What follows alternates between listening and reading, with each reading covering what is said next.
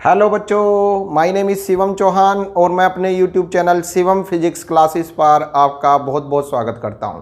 बच्चों, हमारा चल रहा है पार्ट 4 संधारित्र और पैरावैद्युत, और हमने इससे पिछले लेक्चर में कराया था आपको समांतर प्लेट संधारित्र की धारिता का व्यंजक। ठीक है बच्चों, जो कि बहुत इंपॉर्टेंट है बोर्ड एग्जाम के लिए। और आज हम कराने जा रहे हैं समांतर प्लेट संधारित्र की धारिता का व्यंजक, लेकिन कब? जब संधारित्र की प्लेटों के बीच आंशिक रूप से कांच की पैरावैद्युत पट्टी रखी हो। देखिए, अब आज भी हम समांतर प्लेट संधारित्र की धारिता का व्यंजक ही निकालेंगे, लेकिन कंडीशन कल वाले डेरिवेशन से अलग है। कैसे? कल जो डेरिवेशन कराया था समांतर प्लेट संधारित्र की धारिता का व्यंजक, उसमें क्या था? जितना भी संधारित्र के बीच का स्थान था उस सारे स्थान में पैरावैद्युत पट्टी रखी थी। आज जो हम डेरिवेशन करा रहे हैं समांतर प्लेट संधारित्र की धारिता का व्यंजक, और आज का जो डेरिवेशन है इसमें जो हम बीच में सारे माध्यम में पैरावैद्युत पट्टी नहीं रखनी है।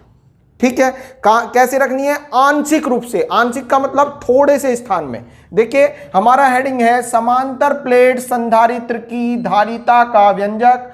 कब? जबकि उसकी प्लेटों के बीच आंशिक रूप से, आंशिक का मतलब होता है थोड़े से स्थान में, कांच की पैरावैद्युत पट्टी रखी है, तो धारिता निकालनी है।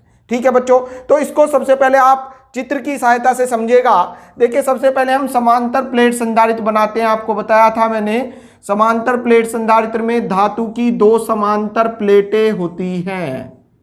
ये दोनों प्लेटें अचालक स्टैंडों पर कसी होती हैं, अचालक स्टैंडों पर कसी हैं, और दोनों प्लेटें एक दूसरे के समानांतर हैं। ठीक है बच्चों, अब आपको बताया था, याद हो तो कल मैंने, कि जब इसको पहली प्लेट को किसी स्रोत से धनावेश देते हैं, ये हमने धनावेश दिया, तो क्या होगा बच्चों? जो इसके पास वाली दूसरी प्लेट है उस पर प्रेरण के कारण ऋणावेश आ जाता है, और बाह्य सिरे पर धनावेश, तो हम इसको क्या करते हैं? अर्थ से जोड़ देते हैं। तो इस प्रकार अंतिम रूप से एक प्लेट पर रह जाता है धनावेश और दूसरी प्लेट पर रह जाता है ऋणावेश, और ये चित्र बन गया किसका? समांतर प्लेट संधारित्र। ठीक है, ये कल भी बनाया था मैंने, कल भी समझाया था आपको। इसको धनावेश देते हैं किसी स्रोत की सहायता से। इसकी प्लेटों के बीच की दूरी जो कल मानी थी वही मान लो स्मॉल डी।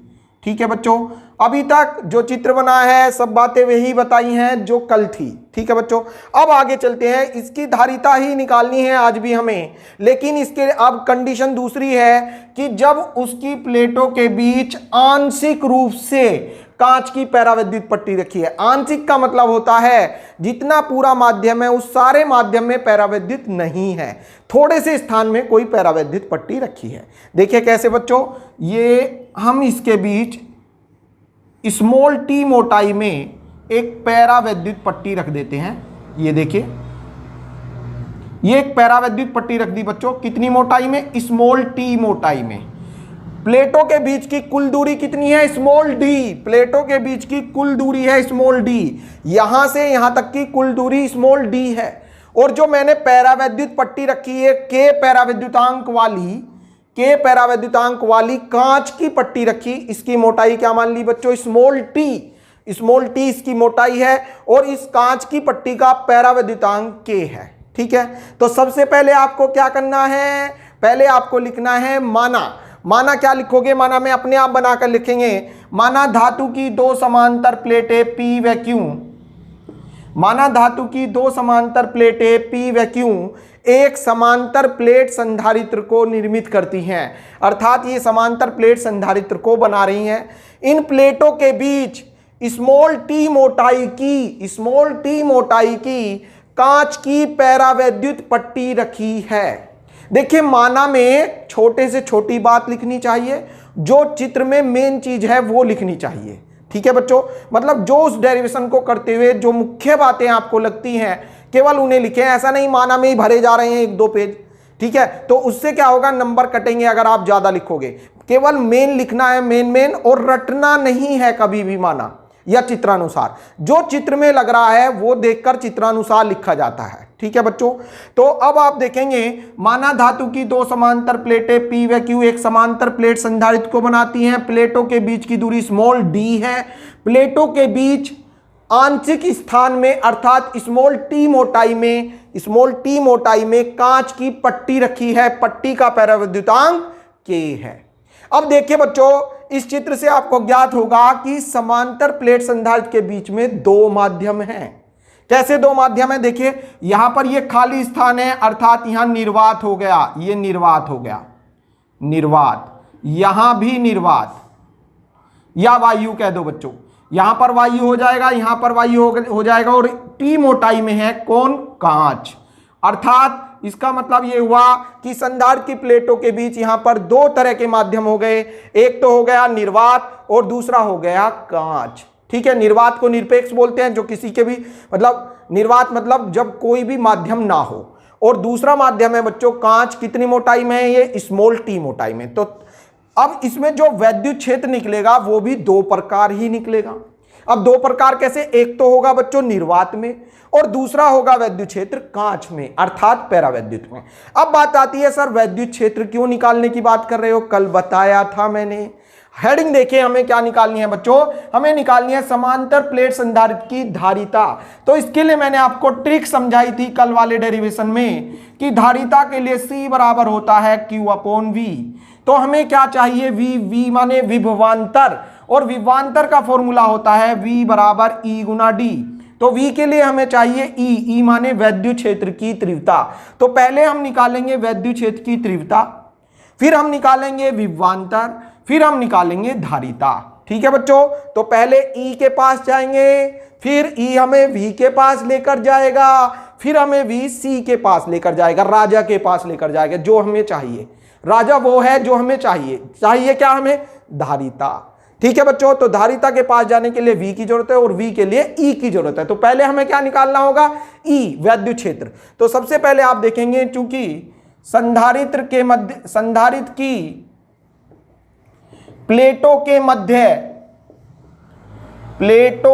मध्य निर्वात में वैद्युत क्षेत्र, बच्चों इसका फॉर्मूला होगा यदि प्लेटों पर समान लेकिन विपरीत प्रकृति का आवेश हो तो प्लेटों के बीच वैद्युत क्षेत्र होता है σ/ε0। ये गॉस थ्योरम वाले चैप्टर में कराया था, कल भी बताया था मैंने।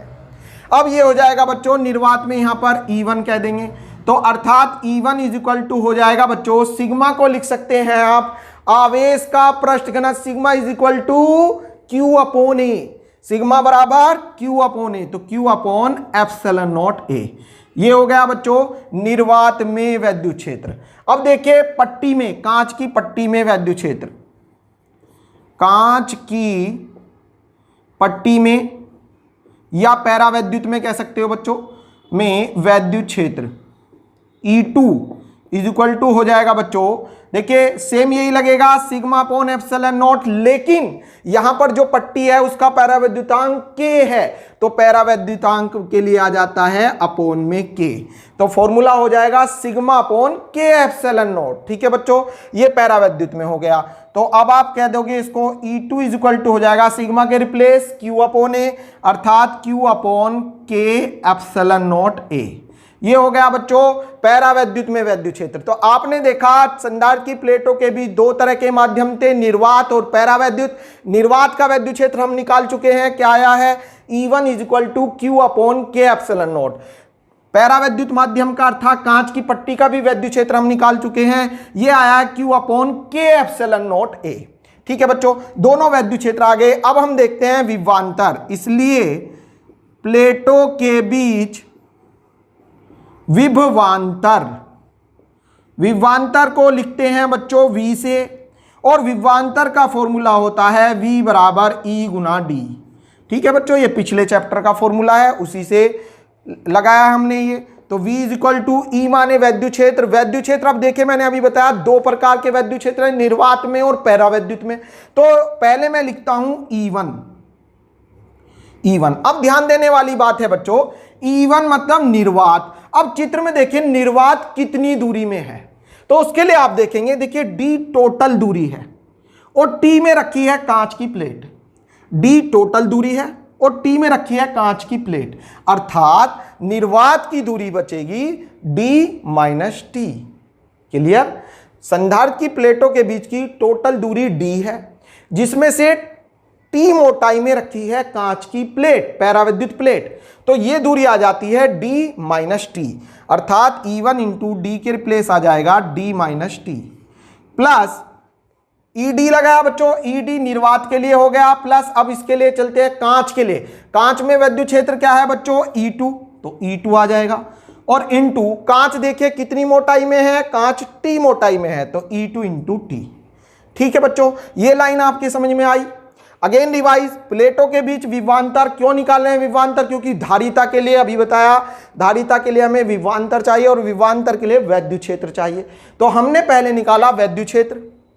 विद्युत क्षेत्र निर्वात में आया Q अपॉन के एप्सिलॉन नॉट ए, निर्वात में आया Q अपॉन एप्सिलॉन नॉट ए, और पैराविद्युत में आया बच्चों Q अपॉन के एप्सिलॉन नॉट ए।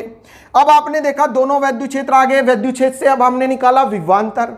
विभवांतर का फॉर्मूला होता है V बराबर E गुना डी, तो विभवांतर V is equal to E के रिप्लेस हमने लिखा E1, E1 मतलब निर्वात, निर्वात देखा कितनी दूरी में, टोटल दूरी D है, तो अर्थात निर्वात की दूरी बचेगी D माइनस टी, प्लस फिर कांच के लिए लिया, कांच का विद्युत क्षेत्र E2 है, E2 इंटू कांच की दूरी T है, E2 इंटू टी। ठीक है बच्चों, E1 और E2 के मान यहां से उठाएंगे और रख देंगे, तो देखिए ये हो जाएगा बच्चों, यहीं पर कर रहा हूं मैं अभी, V is equal to E1 की वैल्यू रखी Q अपॉन एप्सिलॉन नॉट ए into D minus T, plus E2 ये रहा बच्चों, E2 की वैल्यू है Q अपॉन के एप्सिलॉन नॉट ए इंटू टी। ये विभवांतर आ गया बच्चों। अब इसमें आप देखते हैं पूरी इक्वेशन में Q अपॉन एप्सिलॉन नॉट ए यहां पर है और यहां पर भी है, अर्थात Q अपॉन एप्सिलॉन नॉट ए कॉमन है, तो ये हो जाएगा बच्चों, यहां कर देता हूं मैं, इसलिए विभवांतर V इज इक्वल टू, देखेंगे अब Q अपॉन एप्सिलॉन नॉट यहां है, यहां पर भी है, अर्थात Q अपॉन एप्सिलॉन नॉट ए कॉमन है, तो ये कॉमन ले लेते हैं, अंदर देखते हैं बच्चों क्या बचा, D minus T plus T upon K, ठीक है बेटा।